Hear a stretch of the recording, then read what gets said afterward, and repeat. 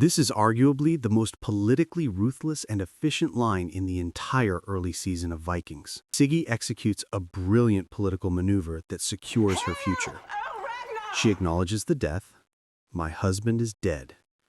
This closes the chapter on Haraldsson and, crucially, closes the door on the possibility of a blood feud. By stating the death as a final, unavoidable fact, she removes the emotional trigger for immediate revenge among the Earl's supporters. She transfers power immediately. You are the new Earl.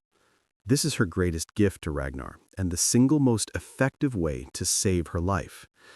By formally acknowledging his new title, she preempts any lingering challenge from Haraldsson's remaining loyalists.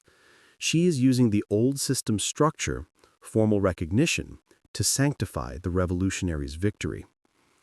She defines Ragnar's initial responsibility.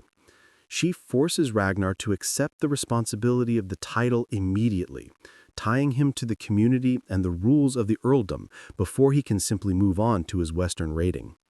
This is her subtle, brilliant attempt to protect Kattegat and, more importantly, secure her own position within it. This scene proves that Haraldsson was never the true strategic power in that household. Siggy was the strategic mind, the calculator of consequence. She has simply changed her political alignment, proving that power, not loyalty, is her only true god.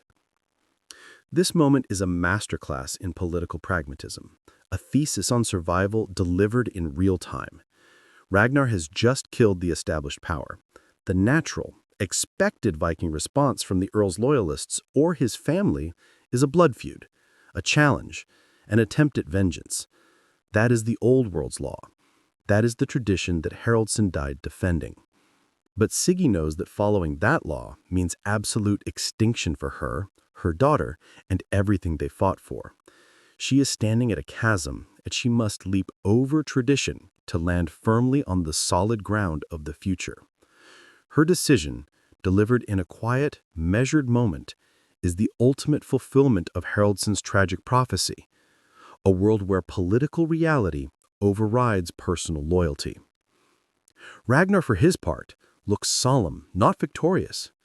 He understands the profound gravity of what he has done.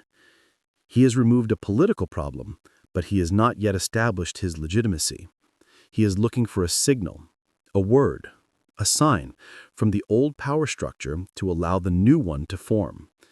He is a revolutionary, seeking the official stamp of the very system he just destroyed, and that stamp must come from Siggy. He is looking for sanction. He doesn't say, "I killed him." He says, "I have beaten him." This is critical. He invokes the gods to validate the act, moving the entire bloody affair out of the realm of human crime, murder, and into the realm of sacred tradition, holmgang, or ritual duel.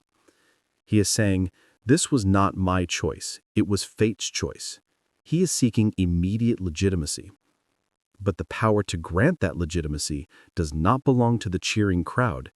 It belongs to the one person who has the immediate, inherited right to dispute it. In the way the new Earl deals with the family of the old. He's changed that way. Well, what do you want in return? To be married to another one. The line, "We shall see what the future brings," is a promise and a threat. It means, I am entering this transaction with open eyes.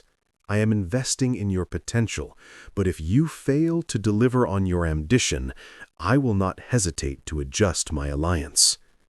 She retains her independence and her political agency even as she accepts her diminished status. She has successfully navigated the destruction of her world by merging with the next most promising power source. The scene is not a proposal, it is a merger and acquisition of political interests. The thematic consequence of these two scenes is profound. Haraldsson's death did not end his political spirit. It transferred its essence, the ruthlessness and pragmatism, to Siggy, who then leveraged it into a new, cynical alliance with Rollo. Ragnar may have the crown, but Siggy and Rollo have just claimed the first pieces of the political territory he has yet to learn to defend. This is the end of the Romantic Revolution and the beginning of the long, complex war for power that will define the rest of the Viking saga. The abruptness of the proposal is shocking, both dramatically and psychologically. It is purely transactional, not romantic. It is an act of power consolidation. By marrying Siggy, Rollo gains 1. The de facto claim to any residual loyalties the Earl commanded. 2. The political wisdom of the former Jarl's wife. She is a walking political library. 3. A symbolic victory over his brother, acquiring the woman associated with the previous seat of power. For Rollo, this is his chance to become a Jarl in his own right, using Siggy as the foundation stone of his legitimacy. Siggy's reaction is not emotional. She does not feel flattered or insulted. She performs an immediate, instantaneous risk assessment.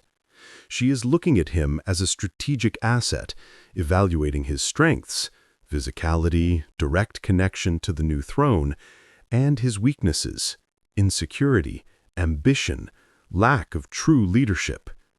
She knows Rollo is a flawed instrument, but he is the only instrument available that offers a quick path back to security.